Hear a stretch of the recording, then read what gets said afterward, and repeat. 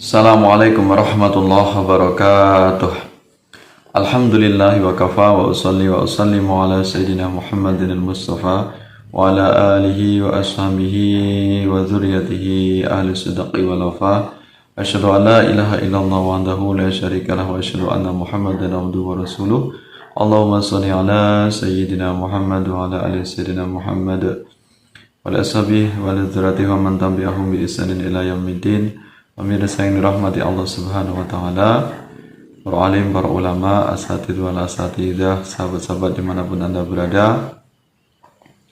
Alhamdulillah atas izin Allah kita bisa bertemu kembali dalam kesempatan ini. Mudah-mudahan Anda semuanya sehat walafiat. Segala aktivitasnya diberikan kelancaran, diberikan kemudahan oleh Allah Subhanahu wa taala.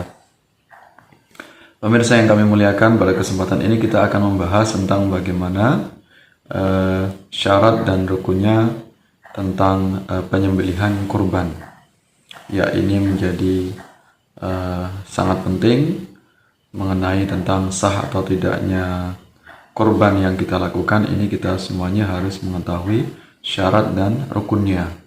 Tanpa kita mengetahui syarat dan rukunnya, maka sembelihan kurban kita ini akan sia-sia atau tidak sah. Ya, dalam segala aktivitas ibadah maka kita harus mengetahui syarat dan rukun. Ini semuanya tentang hal ibadah, termasuk juga yaitu tentang hewan kurban. Ini kita harus mengetahui syarat dan rukunnya sehingga nanti penyembelihan kurban kita ini bisa sah, bisa sampai kepada Allah Subhanahu wa taala.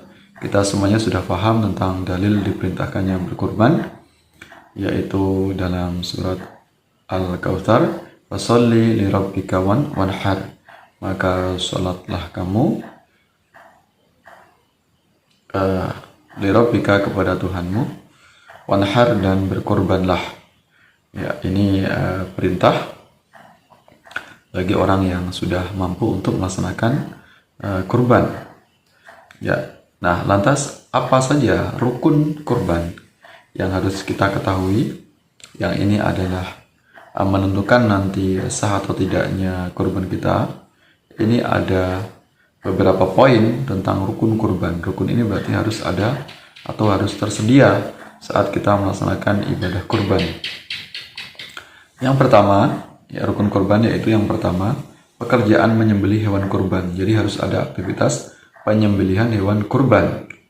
Ya, kemudian yang kedua, orang yang menyembelih hewan kurban. Jadi tukang penyembelihnya harus ada. Ya, diantaranya salah satu kriteria orang yang menyembelih hewan kurban ini diantaranya yaitu beragama Islam. Kemudian yang ketiga yaitu ada alat, ya, alat untuk menyembelih hewan kurban. Di antara syaratnya yaitu tajam. Kemudian yang keempat yaitu adanya hewan kurban. Hewan kurban yang akan disembelih. Salah satu di antara syaratnya hewan ini adalah hewan yang halal dan termasuk sudah cukup umur. Nah, tentang 4 rukun kurban ini akan kita jelaskan lebih lanjut, lebih detail, yaitu dalam syarat-syarat tentang kurban. Nah, ini dalam berkurban ini paling tidak ada, bisa kita bagi ke dalam 3 syarat, ya, 3 syarat sehingga kurban kita ini sah. Yang pertama itu syarat bagi orang yang berkurban. Kemudian yang kedua syarat bagi orang yang menyembelihnya, karena ada kalanya yang berkurban ini tidak menyembelih, alias diwakilkan atau diamanahkan kepada orang lain. Jadi syarat orang yang berkurban, kemudian syarat orang yang menyembelih hewan kurban. Kemudian yang ketiga yaitu syarat hewan yang akan dikorbankan atau syarat-syarat yang terpenuhi bagi hewan atau binatang yang akan menjadi binatang kurban. Nah, yang pertama yaitu tentang syarat orang yang berkurban. Nah, di syarat orang yang berkurban diantaranya yang pertama harus beragama Islam. Maka tidak sah orang yang berkurban ini yang bukan beragama Islam. Jadi agar kurbannya diterima oleh Allah Subhanahu wa taala harus yang berkurban beragama Islam. Yang kedua yaitu merdeka, bukan budak atau bukan hamba sahaya. Yang ketiga, yang kedua tadi merdeka, yang ketiga yaitu balik atau berakal. Ya, balik ini berarti adalah orang yang dewasa dan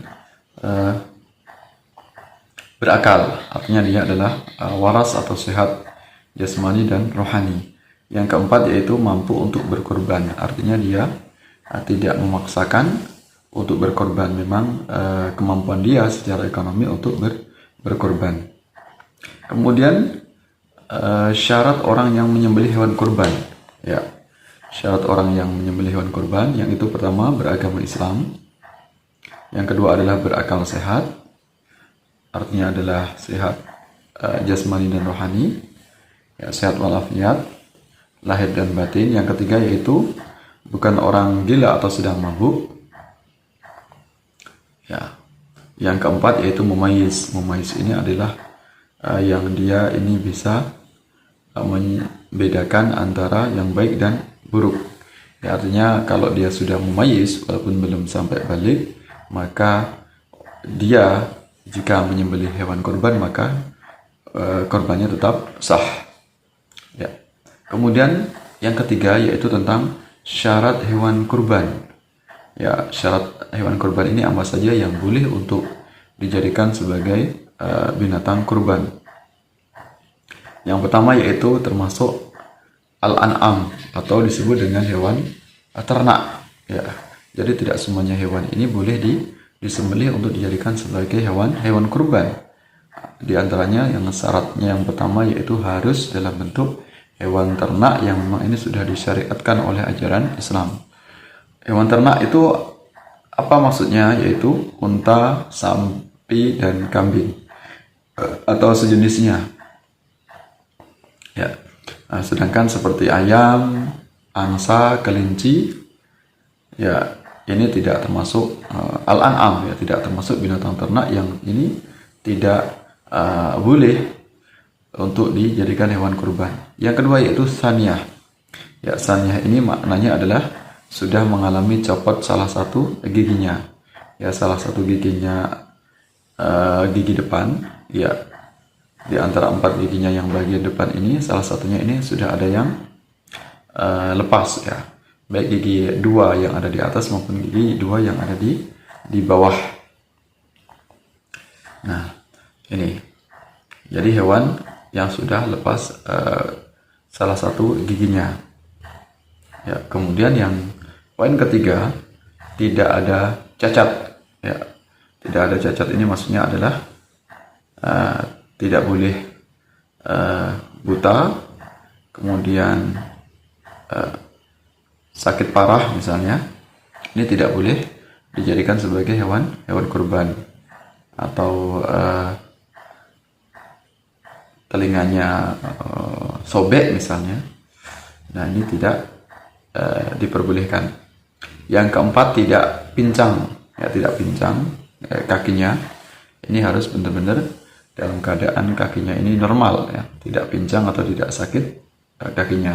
Yang kelima tidak kurus kering, ya artinya ini hewan ini memang mengandung daging yang banyak, jadi bukan hewan yang hanya sekedar tinggal tulangnya saja, karena yang akan dikonsumsi adalah dagingnya.